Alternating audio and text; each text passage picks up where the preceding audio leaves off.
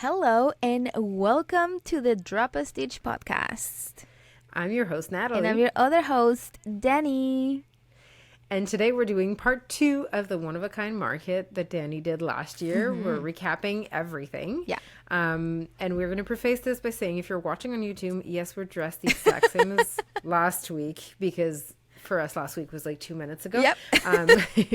We're batching a couple episodes or 2 episodes tonight, and we're going to do the same next week again so that we have episodes to continue going through while we're on our trip to Chile. Yes! We're 1 week away, everyone. Yes. I mean, by the time for them, we're already gone. Yes, that's true. So by the time you guys are listening to this episode, we are in Chile. Yes. Hopefully, if everything goes well. Yeah. You never know. Everything's going to go well. Hopefully. Of course. So we're batching a couple of episodes. So we're going to skip the how was your week because we don't know yet. We haven't lived that week yet. Yeah.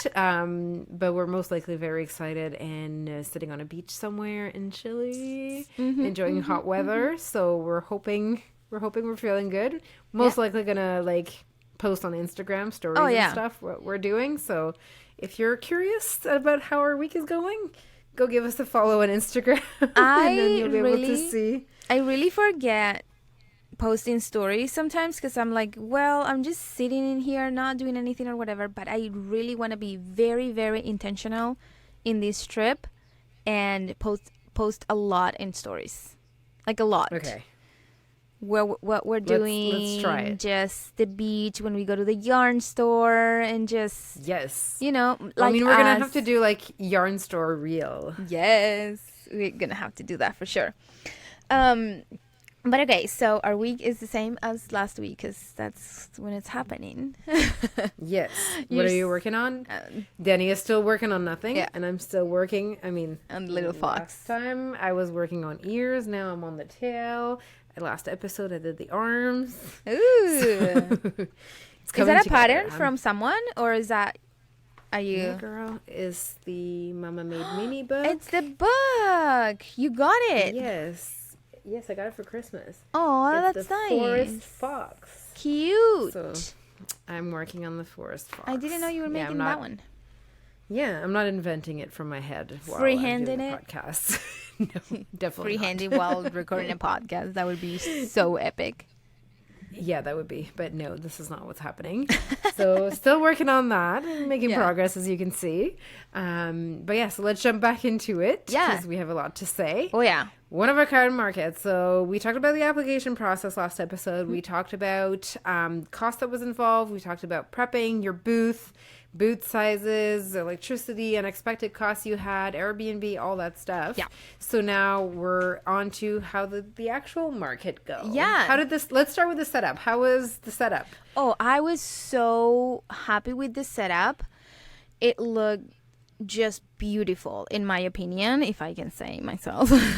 It looked so beautiful. It was so nice. I did what I usually do, which is overcrowding my booth and putting too many things out, which I quickly realized after.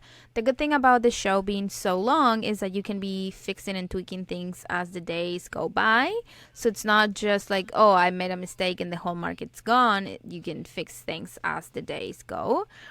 So first day, it was full of stuff. So I obviously realized after that I shouldn't do that, and I even took maybe halfway through the market, I took a couple of shelves to spread them out better because I had them too close together.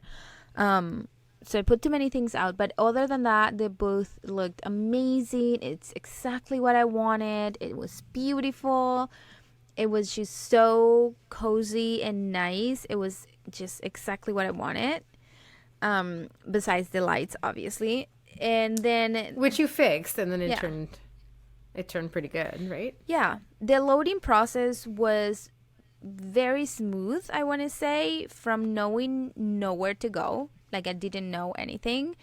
They had so much help and so many people. You would literally drive your car I don't know, like 10 feet, and there will be somebody saying, okay, go here. And then you'll drive 10 feet and another person like, okay, now you need to go there. It was really smooth, That's that really process. good. I really Yeah. wasn't expecting that. I wanted to go there early thinking that I was going to get lost. I didn't know where I was going to go, but it was far from that because I knew it was just so helpful, everything in there. And also, everybody, so there's 2 days to set up. You can go 2 consecutive days. The first day, everybody goes, literally Yeah. everybody. And people were waiting for hours to let you in this area where you can unload your truck, your cars, or whatever, because there's so many cars that can be in that space at one time. So everybody went on day one, which we couldn't because we were driving to the place on day one of Which, setup day one. I We were mean, driving to Toronto. did you find that was a good thing? Oh, Because yeah. then you didn't have to wait in line with everybody else? It was good, but not at the same time. Okay, so it was good in the sense that we didn't have to wait. I literally was right there in 2 seconds. We were the only car when we arrived, we were the only car there.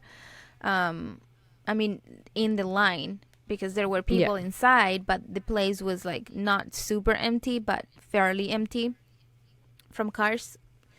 And that was good because we just went in, perfect.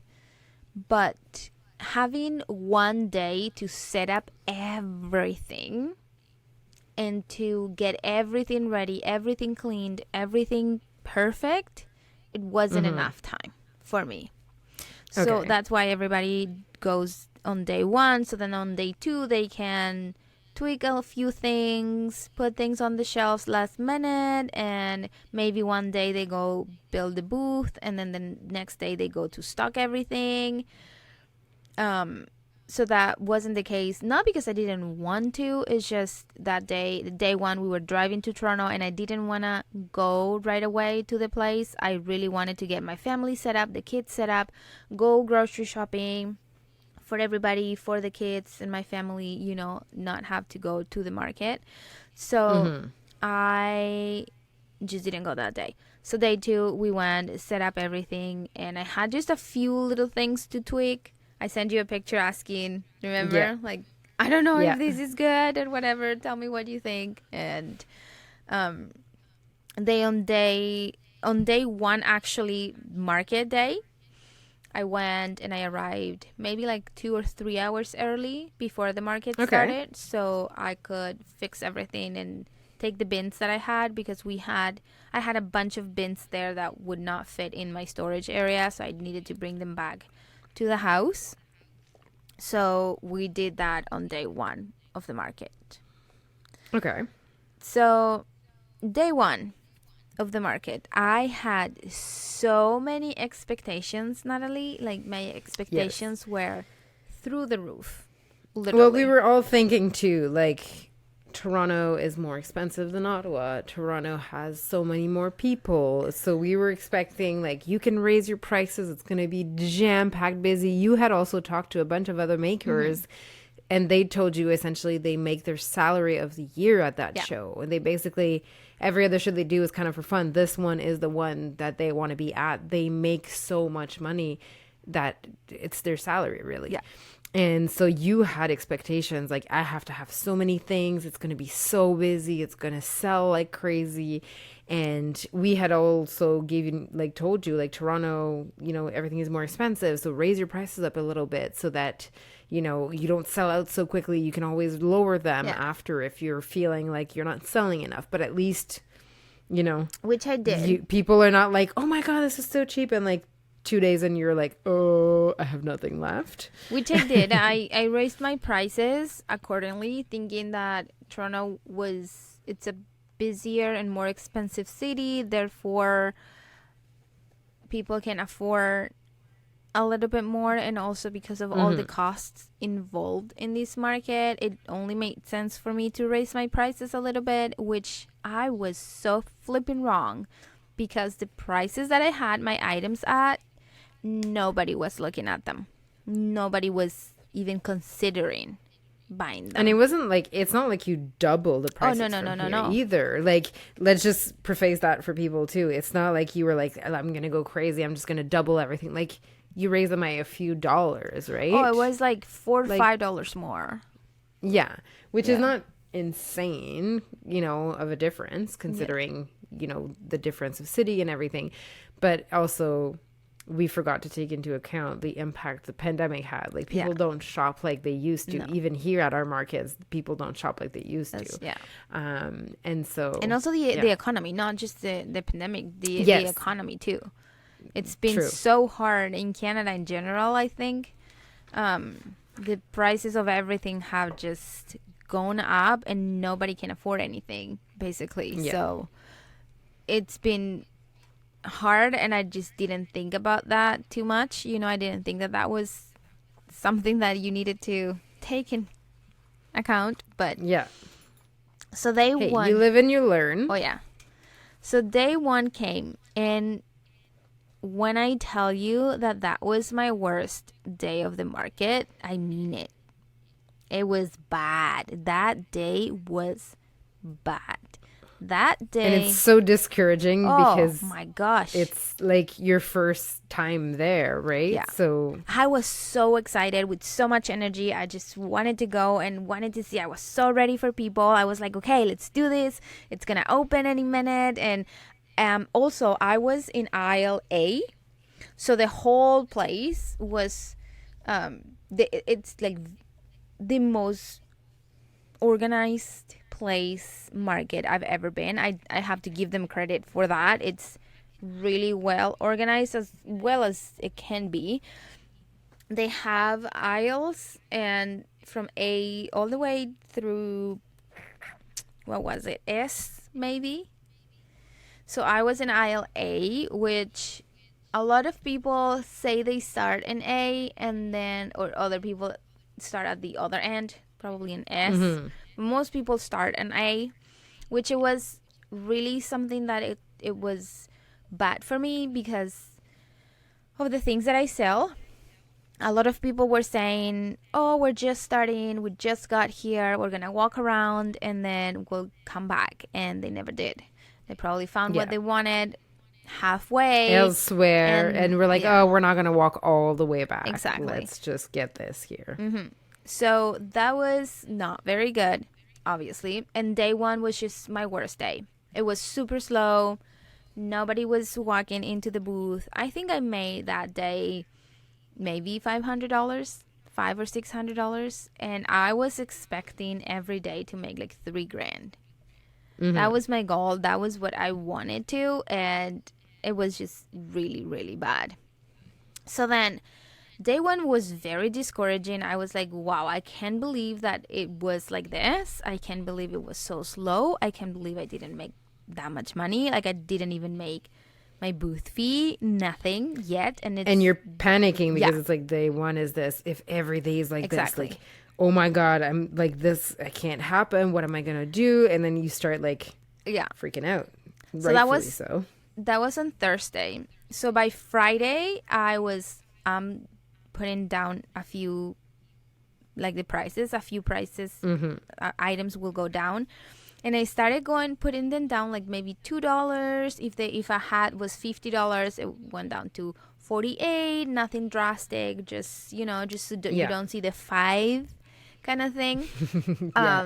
So I did that with a bunch of my items. Luckily, I wrote all of my prices with erasable pen, so it was really easy to do. And I didn't change all of the prices like in my inventory. I just changed the ones that were on display, so I didn't have to do anything else. And then every time I will pull one out, I will just change the price.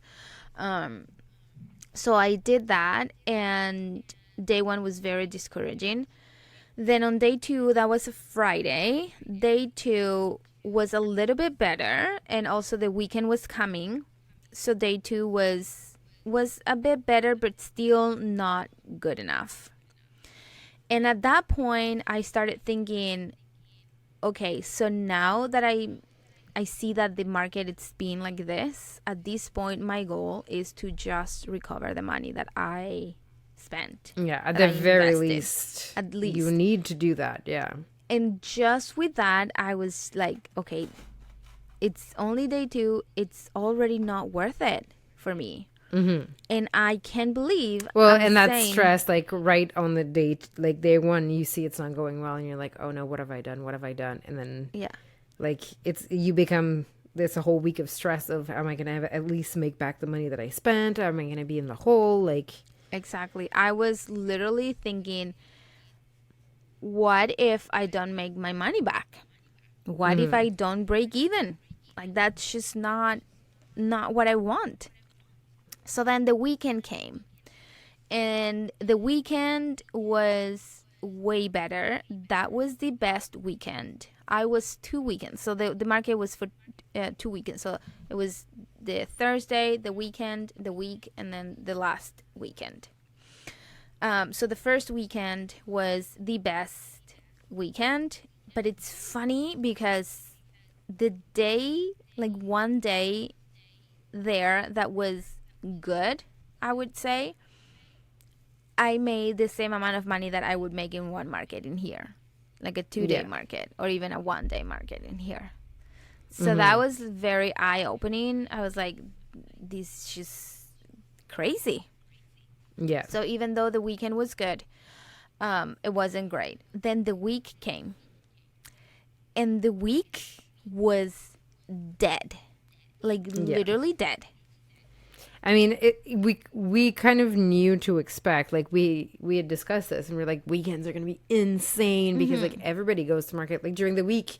I mean, people are working, people, so obviously you weren't expecting the weekdays to be as busy as the weekends, but you were also not expecting it to be dead. You thought, there's still, people that are retired, people that are on mat leave, people that, may take the day off and go during the week instead of the weekend, knowing that it's going to be less busy and they'll have more room. And so it was a shock. Yeah, and it's crazy because a few people told me there that the weekdays where you will see all the moms with the strollers and everything because they're mat leave, right? So they go and they shop in the weekend and the weekdays. And that's exactly what happened. And then the second weekend came. Natalie, the second weekend came, and it was worse than the first weekend.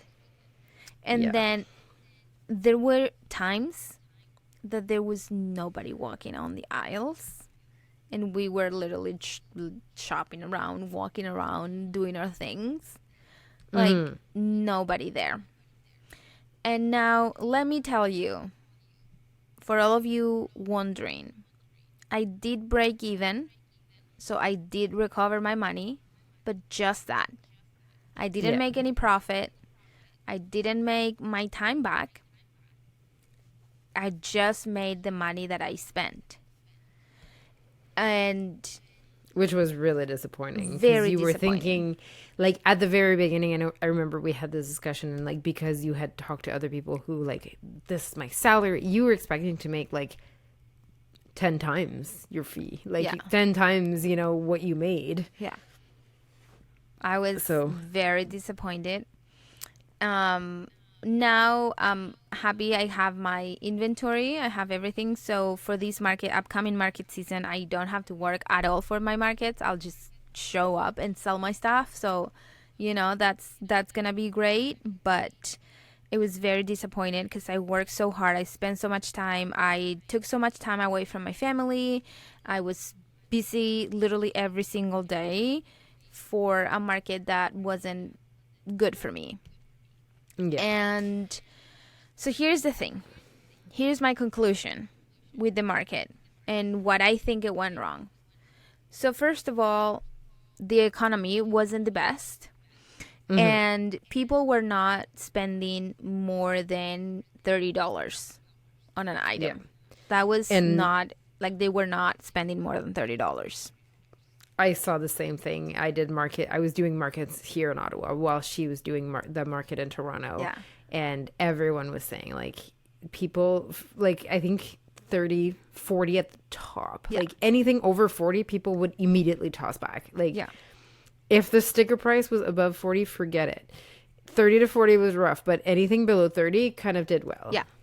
And if you are listening from anywhere in the world, we're talking about Canadian dollars, not American dollars. That's the big difference, because people in the States sell them for cheaper because their dollar value is different than ours.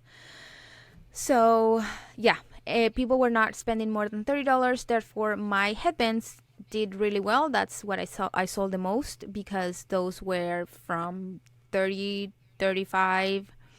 And then even the double brim headbands did really well, even though those were 40. The merino wools were 40, I think, or 45. I can't remember. They did really good, because those were the only things that I had at a lower price. Mm-hmm. Children hats, kids hats did not sell well at all. One little bit. I sold all of my plushies, pretty much all of the plushies that I had. And which is good. Yeah, I didn't have that many, but I sold those. Booties, surprisingly, did not sell as much as I thought they were. And then, like I said, headbands did really, really well. And obviously hats, not all of the hats. Double brim beanies did not do well at all. Yeah, they were too expensive. They were too expensive. So people were buying the single brim. But then, surprisingly, people were buying the merino wool more than the acrylic blend. So my merino wools were, I can remember if they were 70 or 75, and then the other ones were probably 40 or 45. I can't remember the acrylic blend. And people chose the merino wool.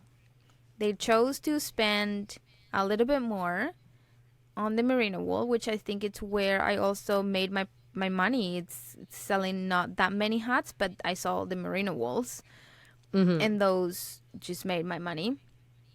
And made my money.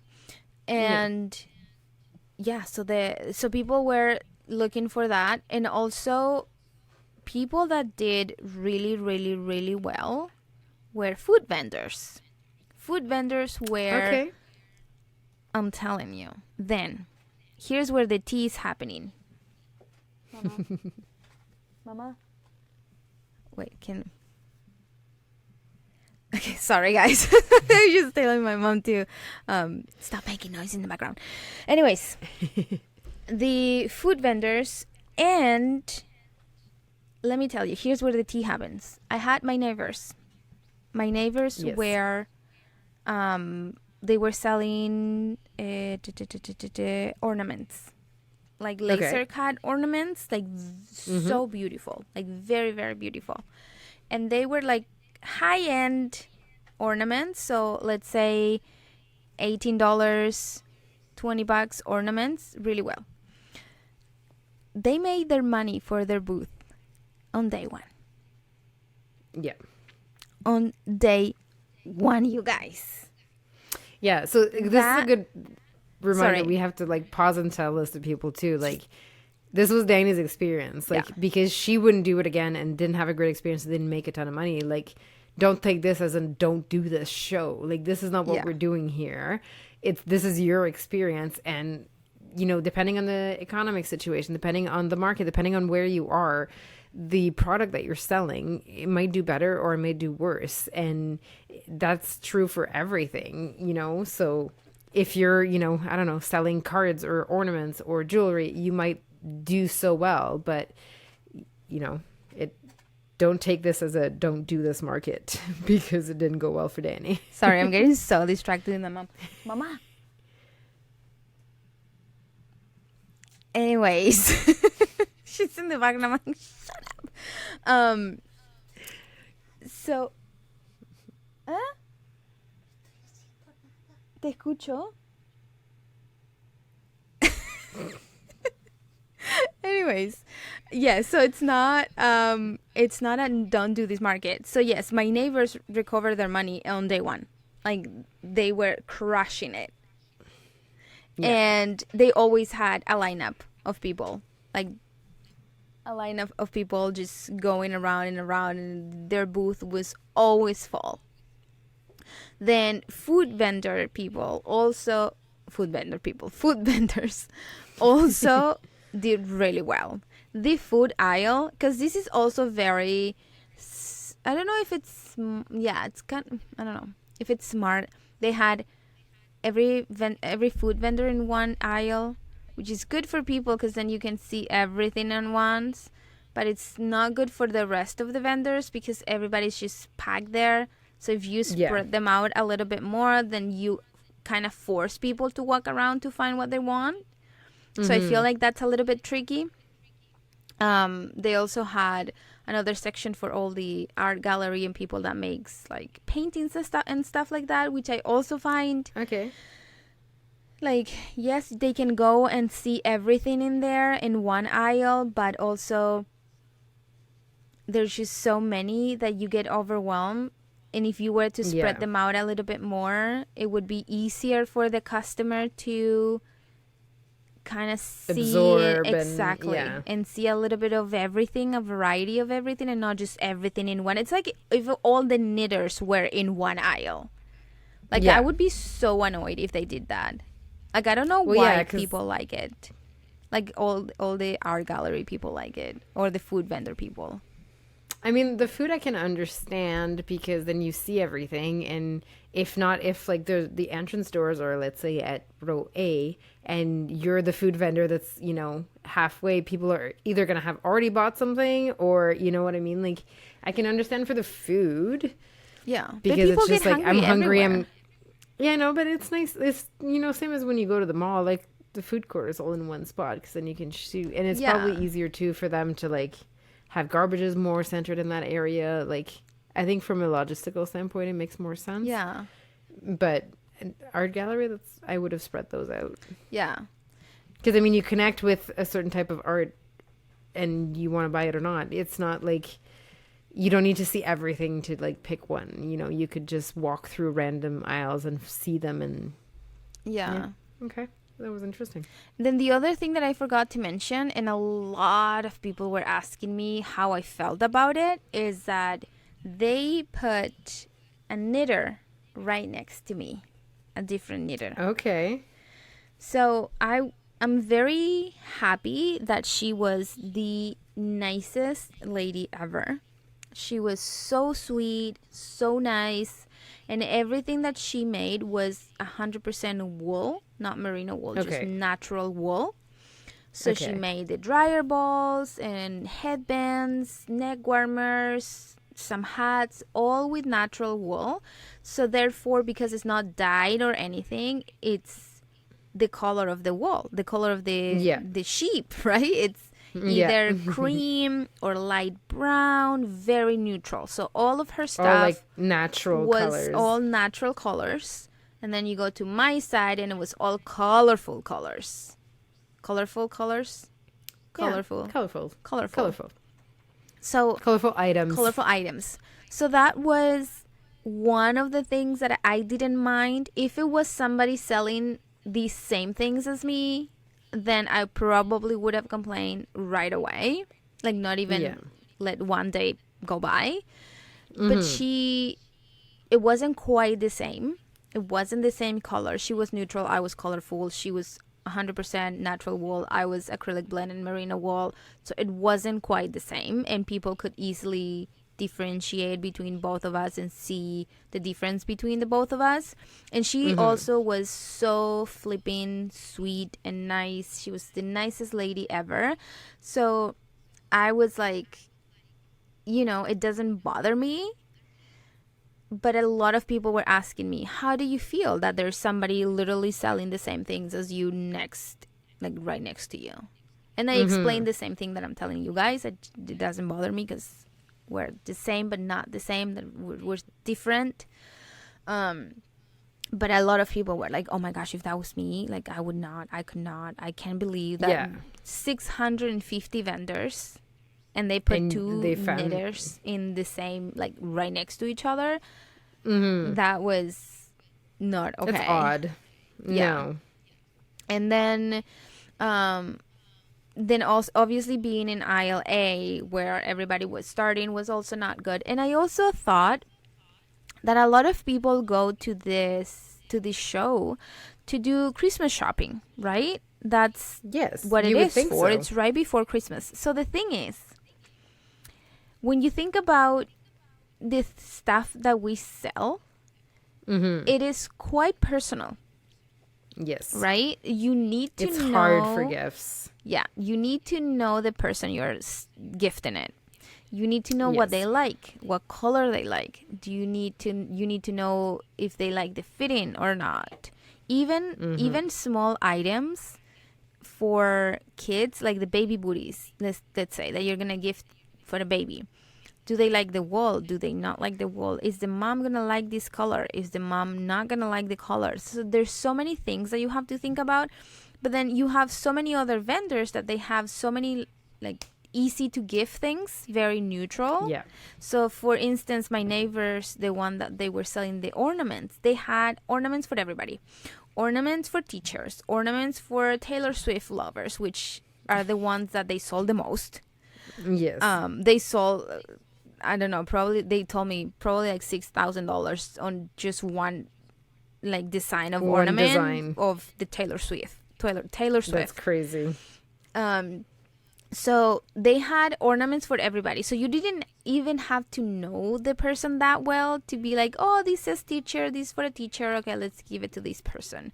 Or this for they have for dog lovers. They have, for different It's categories. way more general. Yeah. Than So something you wear. Exactly. So it's so easy to gift. So people were obviously gravitating towards that because it's like it's easy, it's cheaper, it's not as personal as a knitted item.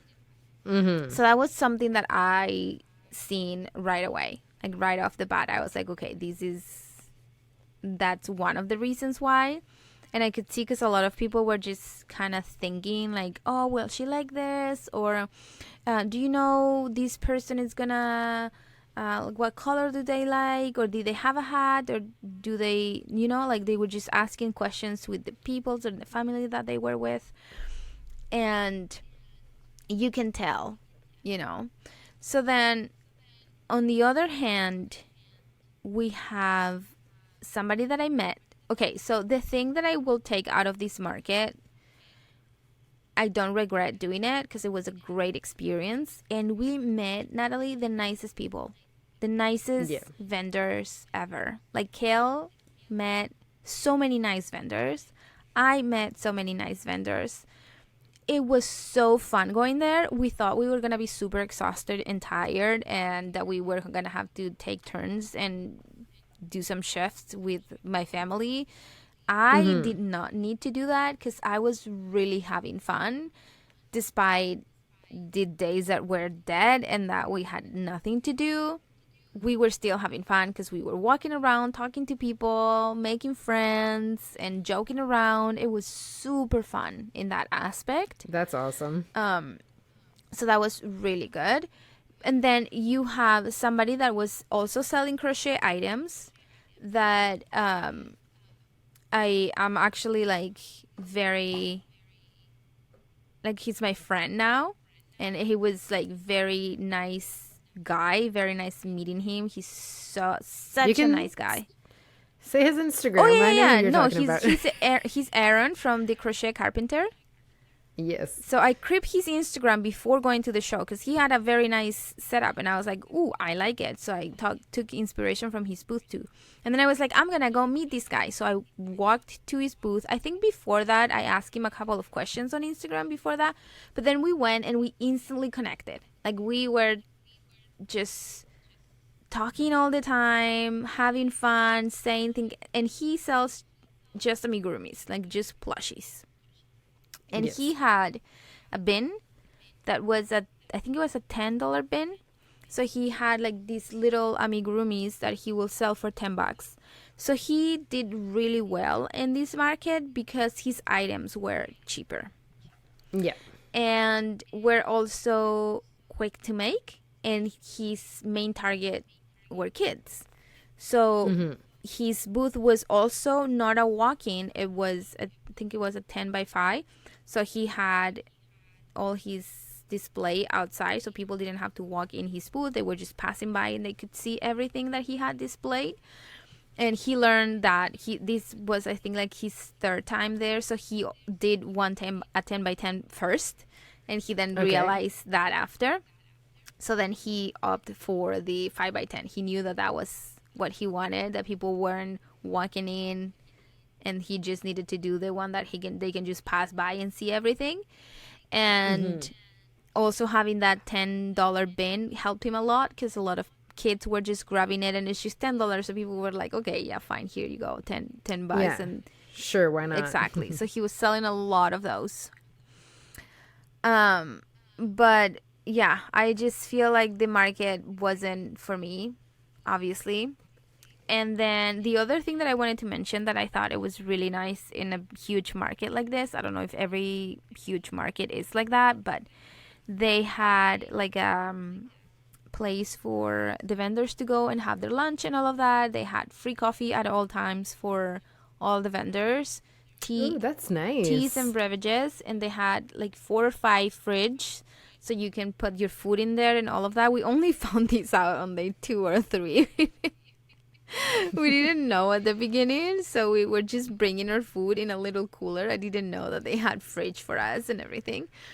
That's awesome, though. Yeah, because that's one of the biggest, like, that's one of the things that sucks the most as being a vendor. You don't want to leave your booth to go get food. It's tough to eat while, you know, people are shopping and like, so that's really cool. They had this nice area for you to eat, heat up your food, free coffee, to sit, and also to store your food in the fridge. And they also had a quiet area in the second floor. So if you were a vendor and you had somebody watching your booth and you wanted a little bit of a quiet time, you could go in the second floor, and they had a room which the lights were dimmed, and you can sit in comfy chairs and couches and just have your time. I went up there a couple of times to knit, actually, or crochet. Actually, I was making your cup cozies.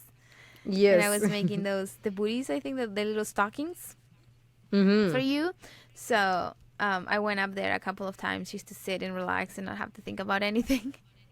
That's awesome. Yeah, it was really, really nice. So I feel like the organization while there was super nice. It was good. People all the time for you to ask whatever you needed.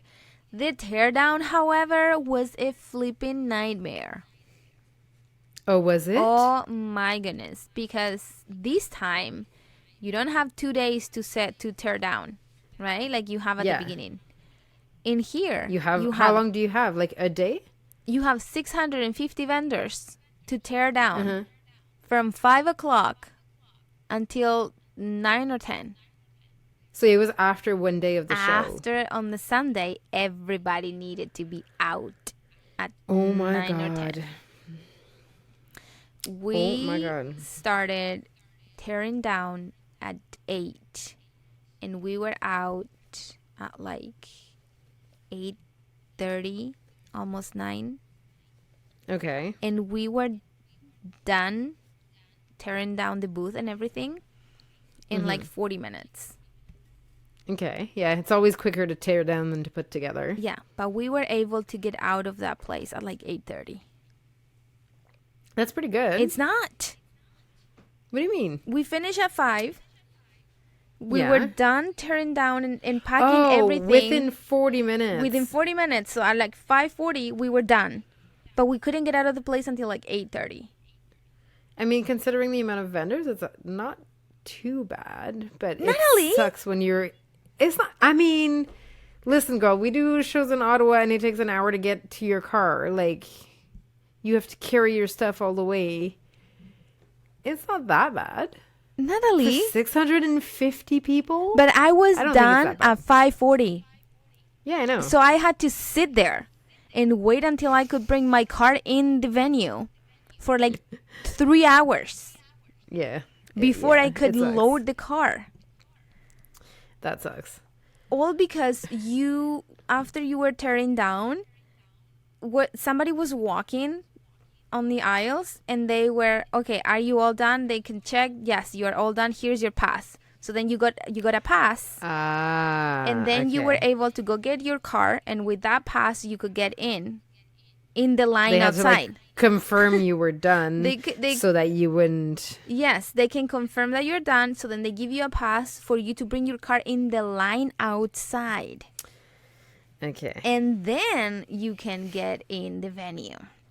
So we were done at 5:40, and we had to wait for my father-in-law to come in the venue for like 3 hours almost, because there were Oh my God. so many people, and because the lady with the paper was walking so far, and you can't call them to come see you. They have to do their loops, like their Yeah. walk. So if they're all the way down on aisle S, I'm fucked. You're Like just I have to waiting. wait until she Yeah. comes, and it just sucks. Yeah. But yeah, that sucked. The And especially teardown like was the fact that it's like ugh. after the show, you're exhausted. You just want to like get out and go Oh, home. yeah. Like All you want to do is just get the heck out of there, yeah. and you can't. You have Yeah, to that's wait. annoying. And That's you're annoying. ready, Okay. and you're done, and you just want to go. Yeah, yeah. Everything's packed. You just need to put your stuff in your car and leave, and you couldn't. So that was No, that just sucks really bad. That was so annoying, and I was like doing everything so fast. So then she would come, and I would get the paper, and then my father-in-law can go fast get the truck, and it was just not. And then you still had to wait. Yeah, It's almost like you should have taken your time and like taken Oh, it yeah. down, because it would have probably been the same thing. You would have probably waited close to the same amount of time but- if you just. Yeah, but some people were there until later. Oh, really? Oh yeah. That sucks. And then the thing is that at some point, I don't know what happened. There probably were too many cars inside. The exhaustion of the cars were The exhaust? the exhaust or exhaustion, whatever. Exhaustion is how when you are exhausted, right? Yeah. Okay, the exhaust of the car. There were too many at one point, so the freaking fire alarm went off. Oh So my it God. was one extremely annoying. Yep. And Extremely loud. So loud, and two, nobody could get in the building until that was resolved. Yeah. So then the fire department had to come and check that nothing was actually happening. So we wasted Oh my probably God. 45 minutes just waiting for the fire department to come and to check and to make sure that there was actually not a fire. And so in that time, not even one car could come in. No, I can imagine. Because if everybody's that's- just stalled waiting there. Yeah. Oh, that was so annoying. Now that I think about it, I'm like, oh. That is so annoying. Yeah. But yeah, other than that, I mean, it was a great experience. It was fun. We met super nice people. And it was just a fun experience, but I wouldn't do it again. I recovered my money, invested, not my time, not profit or anything like that, just the money that I invested. And yeah, would I do it again? I won't. I wouldn't. Would you do it again if, like, because let's be honest, one of the reasons why it wasn't the greatest was because of the economy that we have right now. Yeah. If the economy was different, if things were going great and people were buying like they used to before the pandemic, before everything went wrong with the economy, would you consider doing it again? Or is it just a no in general? I think no in general, just because of the way my business is going and what I want to achieve. I feel like you have to choose. If you are Yes. doing what I'm doing, if you want to focus on patterns and your blog and YouTube and do all the blogger stuff, you can do that many markets, or at least not these big ones. You can do the little ones, but not the big ones, because markets are such a huge time consuming. That's true. And this huge market is just too big. It takes too much time out of my other side of the business, and it's just not something that I want to do. So I feel like Okay. it would be just a no. At first, I was considering doing it with you when we were talking Yes. about you doing it. If we Yes. could split the booth, but that was cut off really quickly once I found out that Day one. I could not split a booth. That's only an option for first timers. So if it's your first time, you can split a booth with somebody, so it's less expensive for you. And but that's only a one-time thing. You can only do it once, and it has to be your first time. So because it wouldn't be my first time, I wouldn't be able to do it. Yeah. So yeah, that was, I was like, yeah, maybe you can do it again with Natalie. It will be fun, and we can split all the costs and everything. And now I know exactly what to make to sell and all of that. But then when they told me like, no, you can't, I was like, well, then that's it. That seals the deal for you. And you want to know, before we wrap this up, you want to know a little tea? Yeah, of course. Give us all the tea. There was a girl. There was a girl. I think it's, I don't know. I'm not going to say too many details, and I'm not going to say the names because I'm just going to tell you. Yeah. There was this girl. I don't know who she was with, a friend, a sister, whatever. She was also selling amigurumis, but made with worsted weight yarn. Okay. And she had so many. Oh my God. They all look exactly the same. And the prices that she was selling them were ridiculous. Ridiculously cheap. Not cheap. Oh, cheap. Oh, no. So everybody was thinking that she bought them off Alibaba. And that she was pretending that she was the maker. She makes them. Yeah, which is possible. And the One of a Kind show, it's super strict in that aspect. They make you send pictures of your working space and you making things or whatever. So like everybody was thinking, it's just really, how would you trick them like that? But it's also very easy for me to set up a space and tell you, oh, here's where I work, and have just a bunch of yarn and have a bunch of things and see like, this is my working space. Yeah. So at one point they had to send people to her place to make sure that she was actually making the things, and she had to prove, are you serious, a bunch of times that she was actually making the things. And people say that she taught herself how to crochet, just the basics, just to pretend that she crochets, but she actually buys everything from Alibaba or AliExpress, allegedly. That's oh my God, I can't believe that. But then that would suck if that's true. I walked by the booth because I was like, okay, who is this girl? Like, I need to know. I need to see what she's making. I walked by the booth, and Natalie, everything looks, it's like worsted weight yarn amigurumis, like like the size of the palm, your palm of I can't talk. The palm of your hand. The palm of your hand. Yes. For like $15 or $20, you're like, no freaking way. If you know how much that costs, especially, we're not talking about blanket yarn. We're talking about worsted weight yarn. Yeah, which is cheap, but then it takes forever. Long. Yeah. Like, there's no way.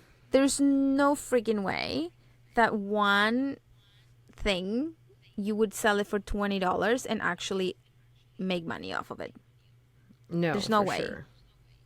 So, and she had so many, like, they had these like pegboards with this stick, you can hang things.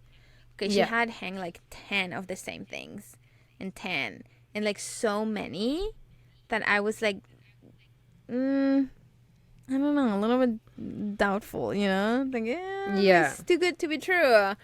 So I kind of started believing that she probably buys them off Alibaba or AliExpress. And that's so sad if that's true, though. Yeah. And the other day I seen a reel as well of somebody that got in a package, like a big package of unfinished, unstuffed amigurumis, like all the pieces. And then she was like, oh, do you want to, and they were like, Winnie the Pooh, the donkey, not the donkey, okay, whatever, like all the Disney characters or whatever. Igor, all the characters, and she had them all displayed ready to sell, and people were asking in the comments. I was like, let me just check the comments, and I was checking the comments, and people were asking like, is this legit? Like, do you sell them? Yes, I sell them. And then she's like, well, you showed how you got them in a bag, in a box. Somebody's sending this to you. You're not making them. She's like, oh, I have a team. They make it, and I staff all of them by hand. And I was like, girl, stuffing your amigurumis by hand, it's like the easiest part of the job. Yeah. And then making it is what's hard. Exactly. And then you have a team, and they send it to you in a very questionable looking box that looks exactly like a box that would come from China. Yeah. And all of the pieces ready to be assembled. Like, the whole thing was crochet in a box ready to be assembled. And she showed that, and I was like, why would you show that if you're trying to trick people, making them believe you make them? Why would you show them that? And she's like, oh no, I have a team of people that makes them for me. I'm like, Though there's a company here, there's a business that had approached me to make things for them. Okay. And they want to know prices and stuff, and I was like, and they were like, oh, like, we would pay this much for a hat. And I was like, are you insane? Like, I get that, like, wholesale price is half of the value of your hat that you would sell, but like, they wanted like way less. And I was like, are you insane? Like, how? And they were telling me like, oh, we have this other knitter that does it for us, blah blah blah. And I was like, okay. And like, but she doesn't do the same things as I did. And I was like, how does this person do it? You know what she does? What? She goes to retirement homes, has classes for old people to knit, so that she spends time with them, and, you know, they knit for her. It keeps them busy. So she provides yarn. They knit for free. She takes it and sells it. So she basically has no labor costs. Sad. But I'm like, she's using old people, and like, I get it. For them, it's beneficial because they are actually doing something. They're learning a craft. They're like, using their hand. It gives them something to do. But I'm like, but then also, like, nobody can ever beat that. You have no labor cost. All it costs is your material. Yeah. Like, that's sad. But even if they have fun or they like it, that's sad because they probably don't know that this woman is selling them. No, it's, yeah. So, well, hopefully that wasn't the case. But we're going to wrap up this episode because my laptop's going to die real soon. So, hope this gave you insight on the One of a Kind show in Toronto and Dani's experience. That was, like we were saying, it doesn't mean that because it wasn't the greatest for Dani that it's bad for everyone. We gave you examples of many people for whom it was really great. So don't take that as a don't do it. But yeah, if you have any other show that you've done and experiences you want to share, like, please let us know. Mm-hmm. And you can email us at dropastitchpodcast@gmail.com. And you can also send us a message over on Instagram. You can find us at @NidalyCo and at cj.design. It's DSGN. That right? Yes. Yes, that is right. And we'll talk to you next week. We'll talk to you guys next week. Bye, everyone. Bye.